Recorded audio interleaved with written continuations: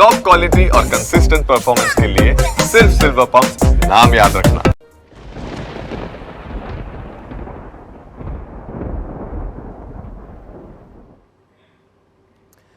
સૌપ્રથમ વાત કરીશું વરસાદની કે જ્યાં ભાવનગરના મહુવા સહિત ગ્રામ્ય પંથકમાં વરસાદનું આગમન થઈ ચૂક્યું છે।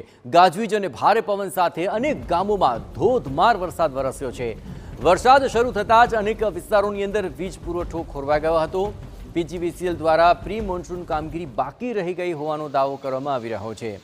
અહીંના ગાંધીબાગ, એસટી બસ સ્ટેન્ડ, સોની બજાર સહિતના વિસ્તારોમાં વરસાદના અહેવાલ છે। વરસાદને પગલે અનેક રસ્તાઓ પર પાણી ભરાઈ ગયા હોવાના અહેવાલ મળી રહ્યા છે।